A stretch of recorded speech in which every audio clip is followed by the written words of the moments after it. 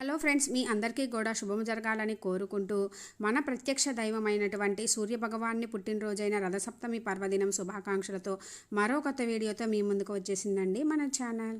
ఈ వీడియోలో మన ప్రత్యక్ష దైవమైన సూర్య భగవాన్ని జన్మదినమైన రథసప్తమి రోజు రథసప్తమి పూజా విధానము, చిక్కుడుకాయ రథము విశిష్టత, పాలు ఎలా పొంగించి ప్రసాదం చేయాలి, నైవేద్యం ఎలా సమర్పించాలి, రోజు స్నానానికి ఉన్న విశిష్టత, ఏమి పఠించాలి, ఎలా చేయాలి, ఆర్ఘ్యం ఎలా ఇవ్వాలి, నామాలు, ఈరోజు కుదరని వారు ఎప్పుడు చేసుకోవాలి, ఏమి పఠించాలి, ఈరోజు దీపం ఎలా పెడితే మంచిది, ఇంకా ఎన్నెన్నో విశేషాలతో ఈ వీడియో ఉంది ఫ్రెండ్స్. లాస్ట్ వరకు మిస్ కాకుండా చూడండి. చంద్ర భగవానుడు మఖా నక్షత్రంతో కూడుకొని ఉంటాడు కాబట్టి ఈ మాసానికి మాఘమాసం అని పేరు. మన హిందూ క్యాలెండర్లోని ఒక్కొక్క మాసానికి ఒక్కొక్క ప్రాముఖ్యత ఉంది.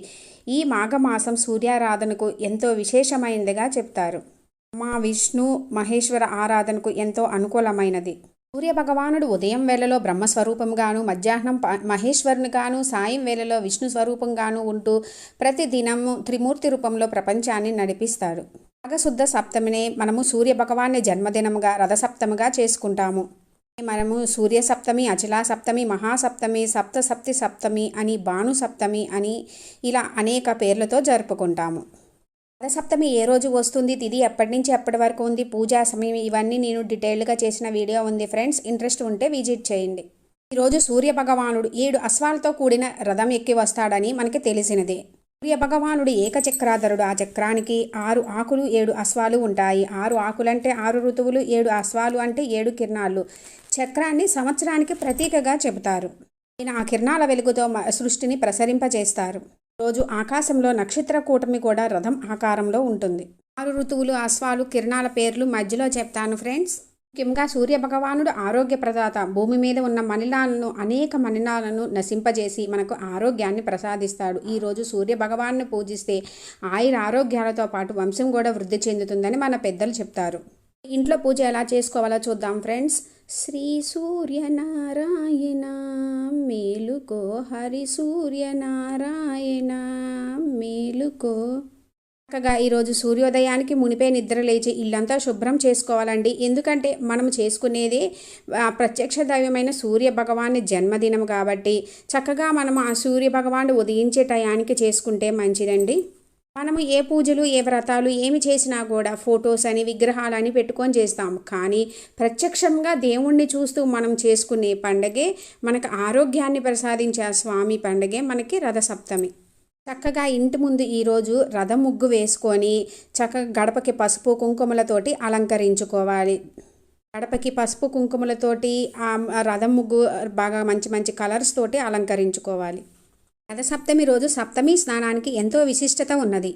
ఈ స్నానం కుదిరిన వాళ్ళు నదీ స్నానం కుదురుతారు. ఈ సిటీ లైఫ్లో మనకు కుదరదు కాబట్టి ఇంట్లోనే చేస్తాము. ఈ స్నానానికి కూడా ఒక పద్ధతి ఉందన్నమాట. 7 జిల్లేడు ఆకులు లేదా 7 చిక్కుడు ఆకులు మరియు 7 రేగి పండ్లు తీసుకొని భుజాలపైన, తలపైన పెట్టుకొని ఒక శ్లోకం చదువుతూ చేయాలండి. ఆ శ్లోకం చదువుతూ చేస్తేనే మనకి స్నాన ఫలితం కూడా దక్కుతుంది. ఇప్పుడు 7 దొరక్కపోతే 3, 5 కూడా పెట్టుకోవచ్చు. ఇంకా లేదు అంటే మనకి ఇప్పుడు రేగి ఆకులు కూడా దొరుకుతాయి కదండి. జిల్లేడు ఆకులు, చిక్కుడు ఆకులు దొరక్కపోతే గనక ఆకులు కూడా ఉపయోగించుకోవచ్చు. లోకము యద్ధజన్మ కృతం పాపం మయా జన్మసు సప్తసు తస్మే రోగంచ శోకంచ మాకరీ హంతు సప్తమి. ఉన్న ఈ 6 లైన్లు చదవాలండి. చదవలేకపోతే గనక మొదటి 2 లైన్లైనా చదువుకోవాలి. ఇంకా అది కూడా చదువుకోలేము అనుకుంటే ఓం సవిత్రే నమః అని చెప్పుకొని మాత్రం స్నానం చేయాలి. భగవానికి అర్కహ అని పేరు. జిల్లేడుకు ఆకునకు అర్కపత్రమని మరియు రేగి పండుగ అర్కఫలమని పేరు. అందుకే సూర్యభగవాన్ని జిల్లేడు ఆకులు ఇవి అంటే చాలా ఇష్టము. 7 జన్మల పాపాలు ఏమిటంటే ఈ జన్మలో మనం చేసిన పాపాలు, గత జన్మలో చేసిన పాపాలు, మనస్సుతోటి చేసినవి మరియు మాటతో చేసినవి, శరీరంతో చేసినవి మరియు తెలిసి చేసినవి, తెలియక చేసినవి, ఇలా 7 విధాలైన పాపాలను పోగొట్టే శక్తి ఈ రథసప్తమికి ఉంది. ఈరోజు తల్లిదండ్రులు లేని వారికి తర్పణాలు కూడా విడుస్తారు.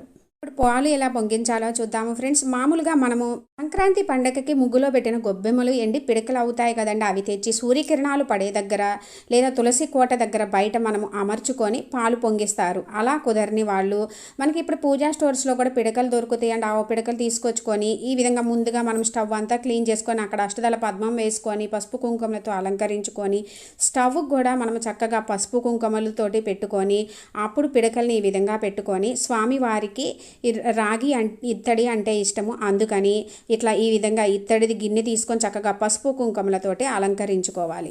ఇప్పుడు ఆవు పాలు తోటి చక్కగా పోసుకొని పొంగించుకోవాలండి. 3 సార్లు పొంగించాలి. లేదు అంటే మన దగ్గర వాడ నెయ్యి స్టీల్వి ఉంటాయి కదండి, అంటే నాన్ వెజ్ అలా వండ నెయ్యి పక్కన పెట్టుకుంటాం కదా పూజ కోసమని, అలాంటివి వాడుకోవాలి. ఆవు పాలలో కూడా నీటిని కలపకూడదండి. 3 సార్లు పొంగనివ్వాలి. ఇలా పొంగుతున్నప్పుడు ఇదిగో పొంగుతున్నాయి కదండి, అయ్యయ్యో పొంగిపోతున్నాయి అని చెప్పి స్టవ్ మాత్రం తగ్గించకాకండి. అలా పొంగుతున్నప్పుడు ఓ సూర్య భగవానుడుగా నీకు పాలు పొంగించి నైవేద్యం చేస్తున్నాను, అలాగే మా ఇంట్లో కూడా సిరి సంపదలు ధనధాన్యాలు ఆయురారోగ్యాలు ఈ పాలు పొంగినట్లే పొంగేలా చూడు స్వామి అని ప్రార్థించాలి. ఇప్పుడు పాలు పొంగిన తర్వాత ఇంట్లో వాళ్ళ అందరి పేర్లు కూడా చెప్పుకుంటూ మనము గుప్పిళ్ళతోటి 3 గుప్పిళ్ళ బియ్యము పోయాలన్నమాట. పోసి అందరి పేర్లు చెప్పుకోవాలి. ఇంట్లో అందరూ ఉంటే కనుక అందరినీ పిలిచి అందరితోటి కూడా ఒక్కొక్క గుప్పిడి బియ్యం వేపించాలి. ఇప్పుడు అన్నం ఉడికిన తర్వాత మనము చక్కగా బెల్లం వేసుకొని కలుపుకొని, అయితే ఈరోజు డ్రై ఫ్రూట్స్ ఏమీ ఉపయోగించకూడదండి, కొంచెం ఆవు నెయ్యి వేసుకోవచ్చు. ఇప్పుడు మనము కలపడానికి అనేది ఏంటంటే ఈరోజు తప్పకుండా వాడాల్సింది చెరుకు ముక్క అండి. దానికి కూడా పైన కొంచెము పసుపు కుంకుమ పెట్టుకొని ఈ విధంగా దాంతో కలబెట్టుకోవాలి చెరుకు గడతోటి. లేదు అది లేదు అంటే కనుక మనకి ఇత్తడి కానీ ఇవన్నా ఉంటాయి కదా, వాటికి కూడా పసుపు కుంకుమ పెట్టి ఉపయోగించాలి. మనకి చెరుకు ముక్కలు ఎక్కడైనా దొరుకుతాయండి. ప్రసాదం చేసే దగ్గర సూర్యకిరణాలు ఈ విధంగా ప్రసాదం మీద పడుతూ ఉండాలండి, అలా చూసుకొనే చేసుకోవాలి.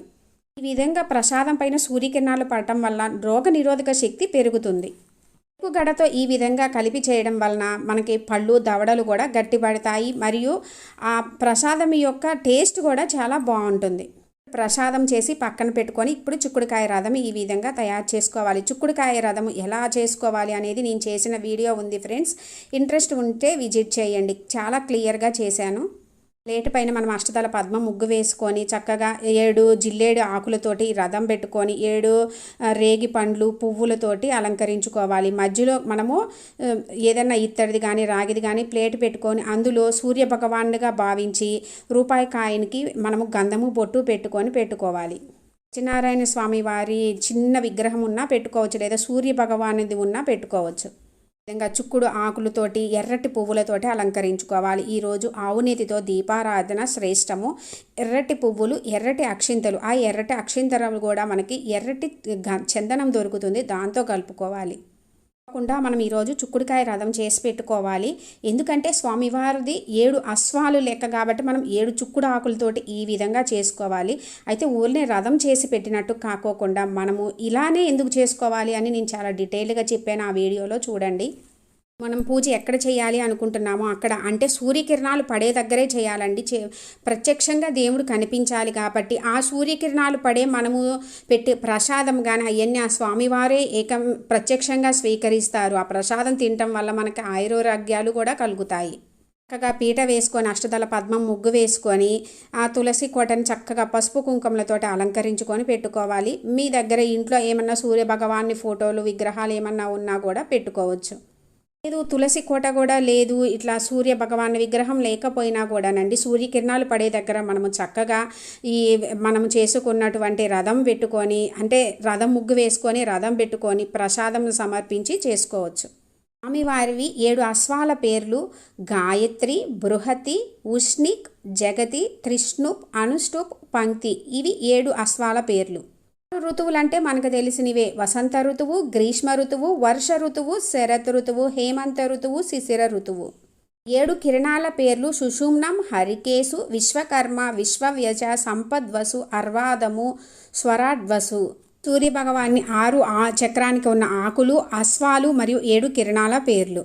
రోజు సూర్యభగవానుడు ఉత్తరాయణంలో వెలుగు కిరణాలను ఉత్తర భాగంగా ప్రసరింపజేస్తాడు. అందుకే సూర్యుని వేడిలో కూడా మార్పు వస్తుంది. అందుకే ఈరోజు సూర్యభగవానుడి జన్మదినంగా రథసప్తంగా కూడా జరుపుకుంటాం. సూర్యభగవానుడు ఏకచక్రాధరుడై విశ్రాంతి లేకుండా అంటే 365 రోజులు 24 గంటలు ఆయన ప్రయాణము అలసిపోకుండా నిరంతరం కొనసాగుతూనే ఉంటుంది. అలాగే మనము కూడా అన్ని విషయాల్లో ఎటువంటి అలుపు లేకోకుండా అంటే ఏదైనా జరగలేదని ఆగకుండా కొనసాగుతూనే అంటే సాధిస్తామనే బలంతో ఆ సూర్యభగవాన్ లాగానే ముందుకు కొనసాగుతూ పోవాలని చెప్పి మన పెద్దలు చెప్తారు. ఈ విధంగా చక్కగా రథం ముగ్గు వేసుకొని అందులో మనం తయారు చేసి పెట్టుకున్న రథాన్ని ప్రతిష్ఠించుకోవాలి. పూజకు కావాల్సినవి అన్నీ కూడా ఈ విధంగా సిద్ధం చేసుకొని పసుపు గణపతిని కూడా పెట్టుకోవాలి. ఈరోజు జిల్లేడు ఆకు మీద పసుపు కుంకుమ పెట్టుకొని ఆ పైన మనము మట్టి ప్రమిదలతోటి ఈరోజు ఆవునేతితో దీపారాజన శ్రేష్టము. ఆవునేతితోటి దీపం పెడితే అందులో మనము తులసి కోట వద్ద కూడా పెడతాము కాబట్టి మట్టి ప్రమిదలు శ్రేష్టము. ఈ విధంగా ఈరోజు జిల్లేడు ఆకు మీద పెడితే మనకి ఆరోగ్యాలు చేకూరడమే కాకుండా ఎటువంటి అంటే బాగా గట్టి రోగాలు ఉన్నా కూడా అవి తొలగిపోతాయట. అన్ని రోగాలైనా కూడా పోతాయి. మనం చేసుకున్న నైవేద్యం అన్నీ కూడా ఇక్కడే పెట్టుకొని ఇప్పుడు ముందుగా దీపం వెలిగించుకోవాలి. దీపం వెలిగించుకొని మనము తాంబూలము అవన్నీ కూడా సమర్పించుకోవాలి. తాంబూలం సమర్పించుకొని స్వామివారికి రోజు అన్నీ కూడా ఎర్రటి వాడితేనే మంచిదండి. ఏ పూజలు వ్రతాలు నోములు చేసినా కూడా ముందుగా ఆ పసుపు గణపతిని ప్రార్థిస్తాము కాబట్టి ముందుగా ఆ గణపతిని ఎటువంటి విఘ్నాలు లేకుండా పూజ కొనసాగేలా చేయమని గణనాథునికి పువ్వులు అక్షింతలతోటి పూజ చేసుకోవాలి. తర్వాత మన కులదైవాన్ని ప్రార్థించుకొని తర్వాత తులసి అష్టోత్తరము చదువుకొని తులసి మాతని ప్రార్థించి ఇప్పుడు మనము సూర్య భగవాన్ని ప్రార్థించాలి. ఈరోజు సూర్య అష్టోత్తర శతనామావళి ఇంకా మనము ఆదిత్య హృదయము సూర్య అష్టోత్తరము ఇంకా ముఖ్యంగా సూర్య దండకము ఇవన్నీ చదువుకోవాలి. మనకి ఇవన్నీ కూడా మనకి ఆదిత్య హృదయం బుక్లో దొరుకుతాయి. ఇంకా సూర్య అష్టోత్తరం ఇవన్నీ కూడా మనకి లలితా సహస్రనామం బుక్లో కూడా దొరుకుతాయండి.